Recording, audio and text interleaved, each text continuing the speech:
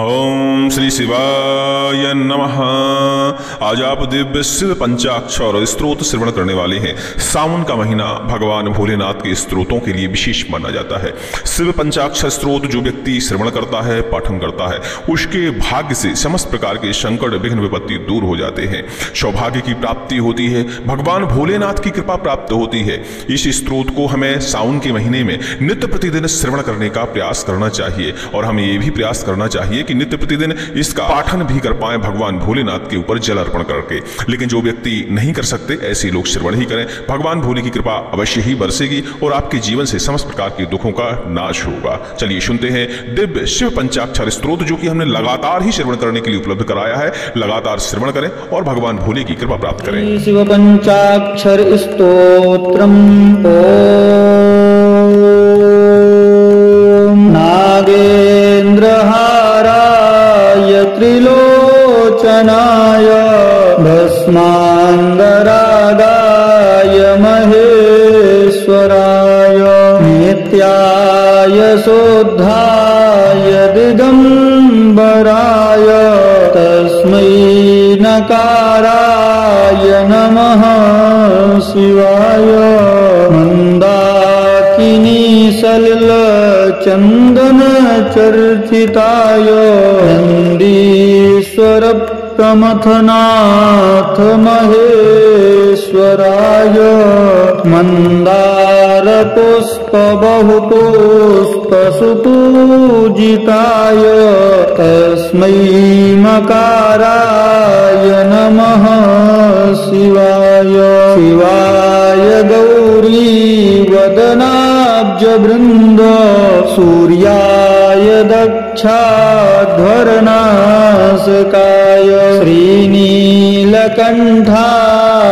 वृषध्वजाय तस्मै शिकाराय नमः शिवाय वसिष्ठकुम्भोद्भव गौतमार्य मुनीन्द्रदेवार्चितशेखराय चन्द्रार्कवैश्वानरलोचनाय तस्मै वकाराय नमः शिवाय यक्षस्वरूपाय जटाधराय पिनाकहस्ताय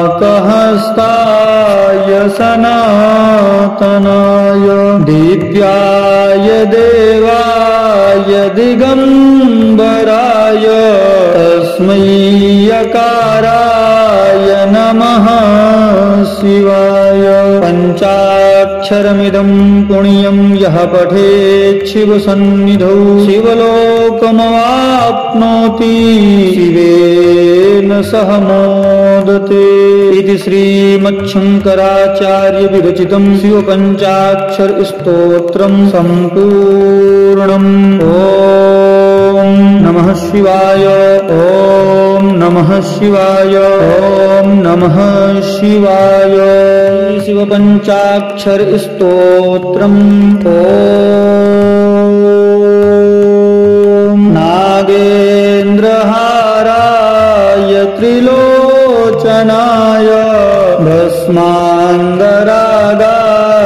महेश्वराय नित्याय शोद्धाय दिगंबराय तस्मै नकाराय नमः शिवाय मंदाकिनी सलिल चंदन चर्चिताय नंदीश्वर प्रमथनाथ महेश्वराय मंदार पुष्प बहुपुष्प सुपूजिताय तस्मै मकाराय नमः शिवाय शिवाय गौरी वदनाब्ज वृंद सूर्याय दक्षाध्वरनाशकाय श्रीनीलकंठाय वृषध्वजाय तस्मै शिकाराय नमः शिवाय वसिष्ठ कुम्भोद्भव गौतमार्य मुनीन्द्र देवार्चित शेखराय चन्द्रार्क वैश्वानरलोचनाय तस्मै वकाराय नमः शिवाय यक्षस्वरूपाय जटाधराय पिनाकहस्ताय सनातनाय दिव्याय देवाय दिगम्बराय तस्मै यकाराय नमः शिवाय पञ्चाक्षरमिदं पुण्यं यः पठेत् शिवसन्निधौ शिवलोकमवाप्नोति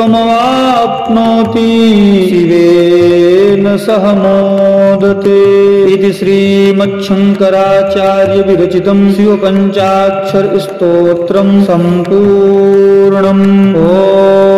ॐ नमः शिवाय ॐ नमः शिवाय ॐ नमः शिवाय शिवपञ्चाक्षर स्तोत्रम्। ॐ नागेन्द्रहाराय त्रिलोचनाय भस्माङ्गरागाय महेश्वराय नित्याय शोद्धाय दिगम्बराय तस्मै नकाराय नमः शिवाय मन्दाकिनी सलिलचन्दनचर्चिताय नन्दीश्वर प्रमथनाथ महेश्वराय मन्दारपुष्प बहुपुष्प सुपूजिताय तस्मै मकाराय नमः शिवाय शिवाय गौरी वदनाब्जवृन्द सूर्याय दक्षाध्वरनाशकाय श्रीनीलकण्ठाय वृषध्वजाय तस्मै शिकाराय नमः शिवाय वसिष्ठ कुम्भोद्भव गौतमार्य मुनीन्द्र देवार्चित शेखराय चन्द्रार्क वैश्वानरलोचनाय तस्मै वकाराय नमः शिवाय यक्षस्वरूपाय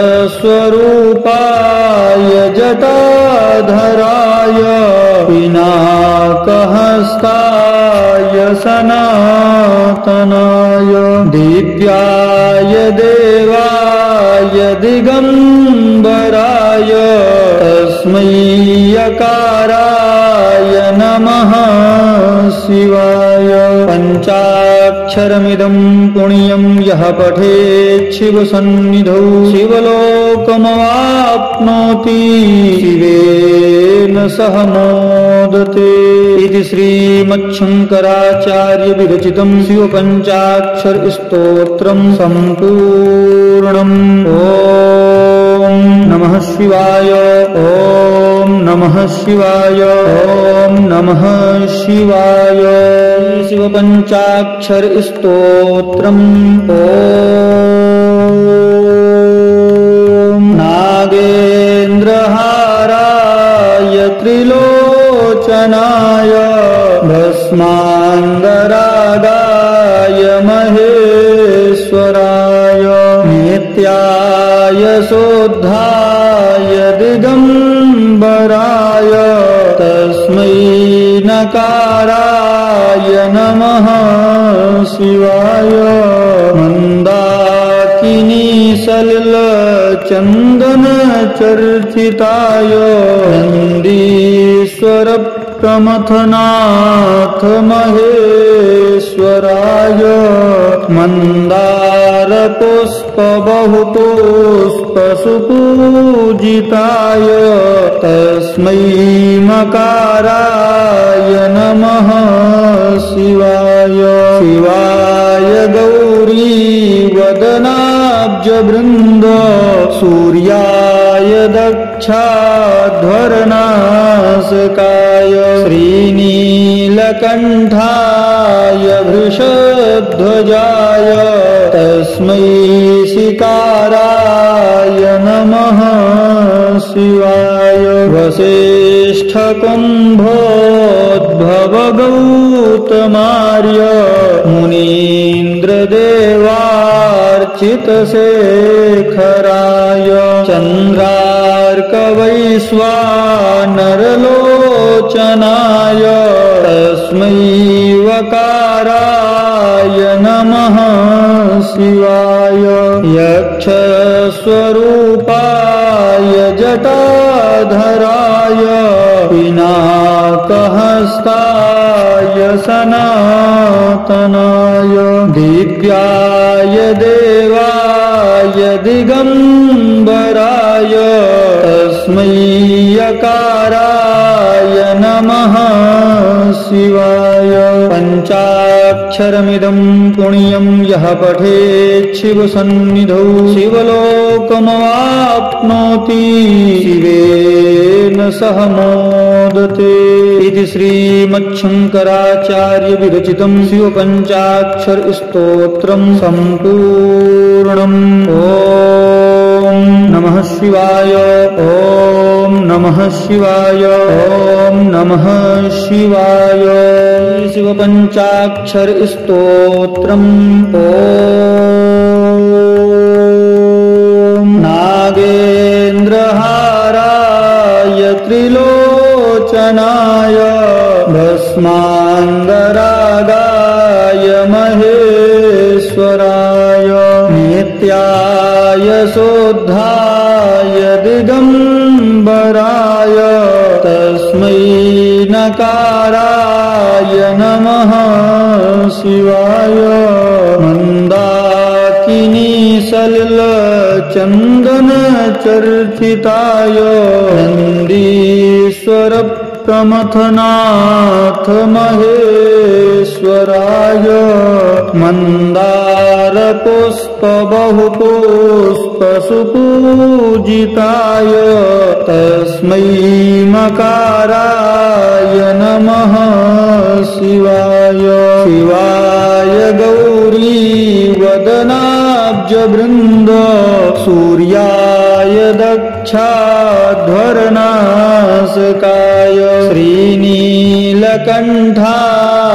वृषध्वजाय तस्मै शिकाराय नमः शिवाय वसिष्ठकुम्भोद्भवगौतमार्य मुनीन्द्रदेवार्चितशेखराय चन्द्रार्कवैश्वानरलोचनाय तस्मै वकाराय नमः शिवाय यक्षस्वरूपाय जटाधराय पिनाकहस्ताय सनातनाय दिव्याय देवाय दिगम्बराय तस्मै यकाराय नमः शिवाय पञ्चाक्षरमिदं पुण्यं यः पठेत् शिवसन्निधौ शिवलोकमवाप्नोति शिवेन सह मोदते इति श्रीमच्छङ्कराचार्य विरचितं शिवपञ्चाक्षर स्तोत्रं सम्पूर्णम्। ॐ नमः शिवाय ॐ नमः शिवाय ॐ नमः शिवाय शिवपञ्चाक्षर स्तोत्रम्। ॐ नागेन्द्रहाराय त्रिलोचनाय भस्माङ्गरागाय महेश्वराय नित्याय सोद्धाय दिगम्बराय तस्मै नकाराय नमः शिवाय मन्दाकिनी सलिलचन्दनचर्चिताय नन्दीश्वर प्रमथनाथ महेश्वराय मन्दारपुष्प बहुपुष्प सुपूजिताय तस्मै मकाराय नमः शिवाय शिवाय गौरी वदनाब्जवृन्द सूर्याय दक्षाध्वरनाशकाय श्रीनीलकण्ठाय वृषध्वजाय तस्मै सिकाराय नमः शिवाय वसिष्ठकुम्भोद्भवगौतमार्य मुनीन्द्रदेवार्चितशेखराय चन्द्रार्कवैश्वानरलोचनाय तस्मै वकाराय नमः शिवाय यक्षस्वरूपाय जटाधराय पिनाकहस्ताय सनातनाय दिव्याय देवाय दिगम्बराय तस्मै यकाराय नमः शिवाय पञ्चाक्षरमिदं पुण्यं यः पठेत् शिवसन्निधौ शिवलोकमवाप्नोति शिवेन सह मोदते इति श्रीमच्छङ्कराचार्य विरचितं शिवपञ्चाक्षर स्तोत्रं सम्पूर्णम्। ॐ नमः शिवाय ॐ नमः शिवाय ॐ नमः शिवाय शिवपञ्चाक्षर स्तोत्रम्। ॐ नागेन्द्रहाराय त्रिलोचनाय भस्माङ्गरागाय महेश्वराय नित्याय शोद्धाय दिगम्बराय तस्मै नकाराय नमः शिवाय मन्दाकिनी सलिलचन्दनचर्चिताय नन्दीश्वर प्रमथनाथ महेश्वराय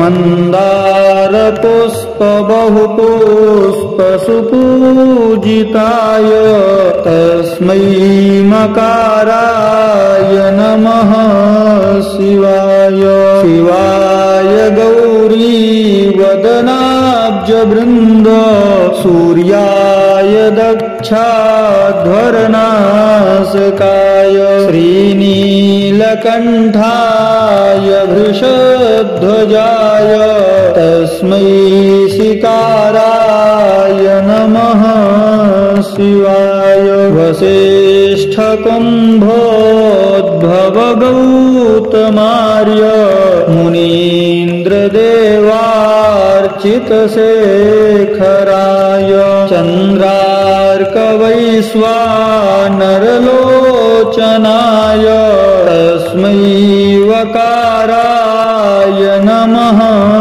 शिवाय यक्षस्वरूपाय जटाधराय पिनाकहस्ताय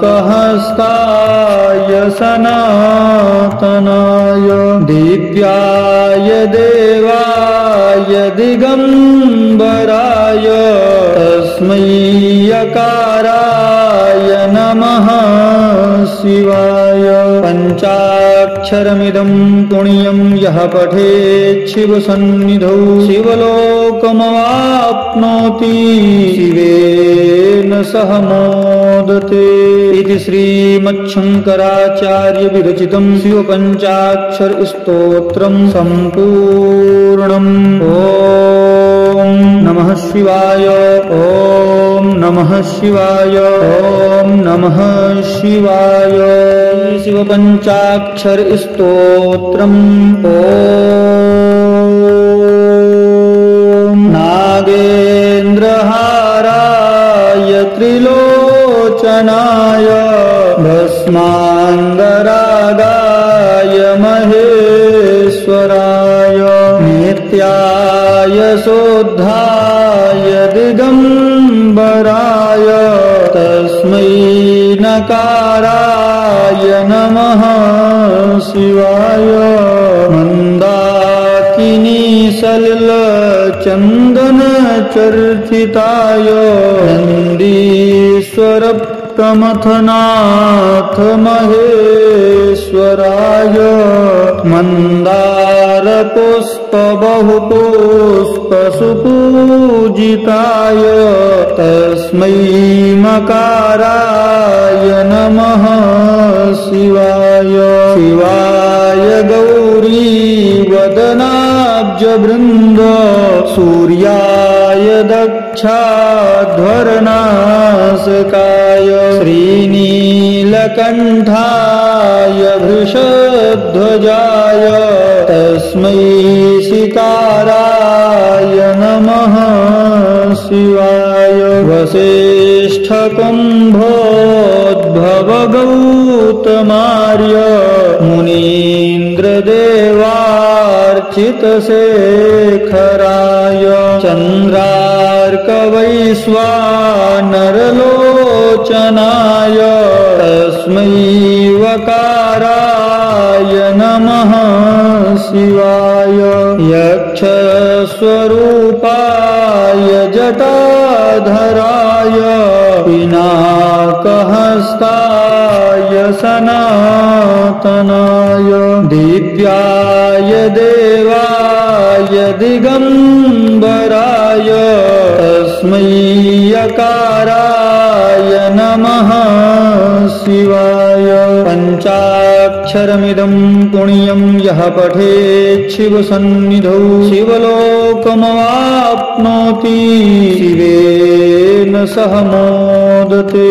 इति श्रीमच्छंकराचार्य विरचितं शिवपञ्चाक्षर स्तोत्रं सम्पूर्णम्। ओम नमः शिवाय।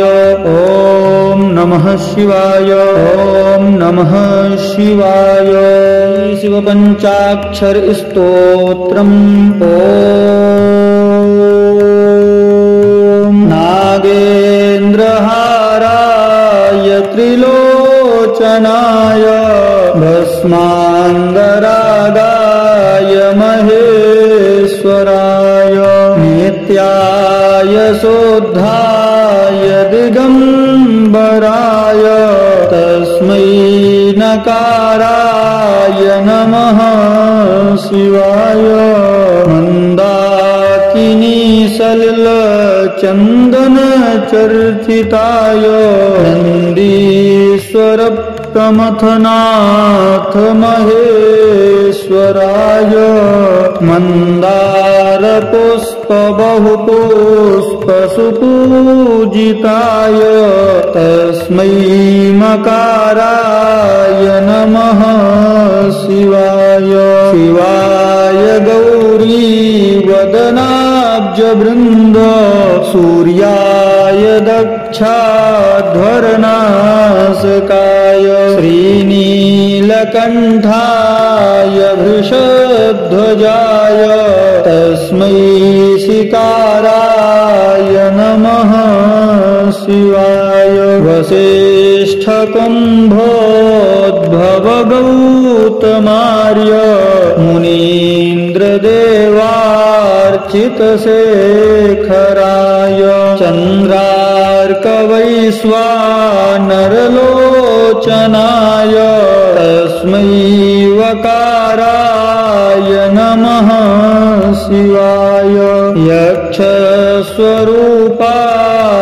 जटाधराय पिनाकहस्ताय सनातनाय दिव्याय देवाय दिगंबराय तस्मै यकाराय नमः शिवाय। पंचाक्षरमिदं पुण्यं यः पठेत् शिवसन्निधौ शिवलोकमवाप्नोति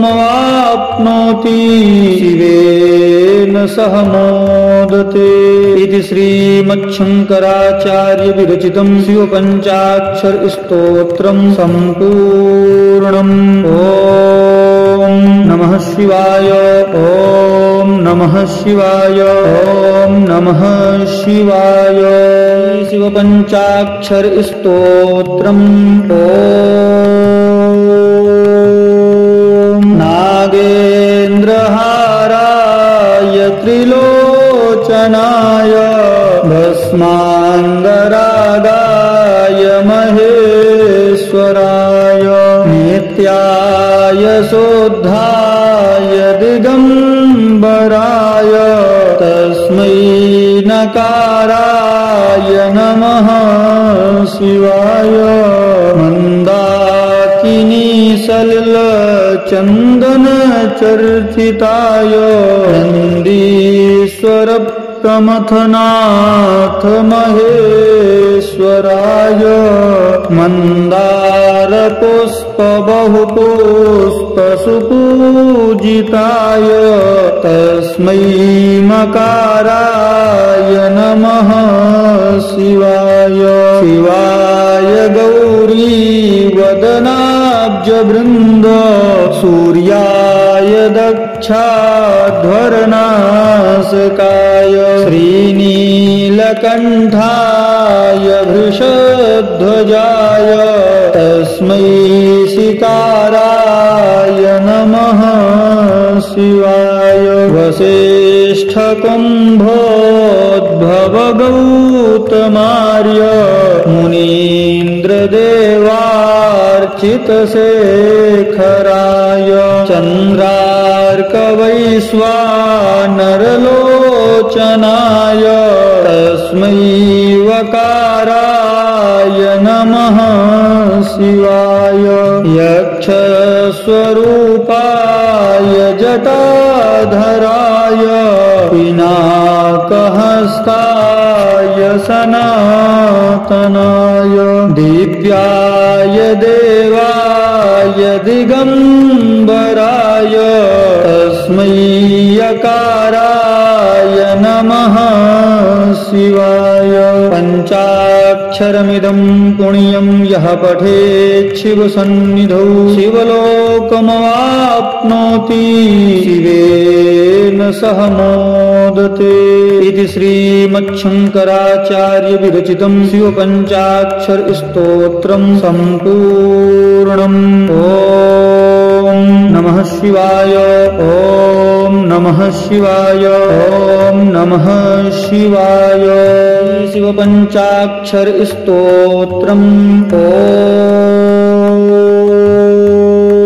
नागेन्द्रहाराय त्रिलोचनाय भस्माङ्गरागाय महेश्वराय नित्याय शोद्धाय दिगंबराय तस्मै नकाराय नमः शिवाय। मंदाकिनी सलिल चंदन चर्चिताय नंदीश्वर प्रमथनाथ महेश्वराय मंदार पुष्प बहुपुष्प सुपूजिताय तस्मै मकाराय नमः शिवाय। शिवाय गौरी वदनाब्ज वृंद सूर्याय दक्षाध्वरनाशकाय श्रीनीलकण्ठाय वृषध्वजाय तस्मै शिकाराय नमः शिवाय। वसिष्ठकुम्भोद्भव गौतमार्य मुनीन्द्रदेवार्चितशेखराय चन्द्रार्कवैश्वानरलोचनाय तस्मै वकाराय नमः शिवाय यक्षस्वरूपाय जटाधराय पिनाकहस्ताय सनातनाय दिव्याय देवाय दिगम्बराय तस्मै यकाराय नमः शिवाय पञ्चाक्षरमिदं पुण्यं यः पठेत् शिवसन्निधौ शिवलोकमवाप्नोति शिवेन सह मोदते इति श्रीमच्छङ्कराचार्य विरचितं शिवपञ्चाक्षर स्तोत्रं सम्पूर्णम्। ॐ नमः शिवाय ॐ नमः शिवाय ॐ नमः शिवाय।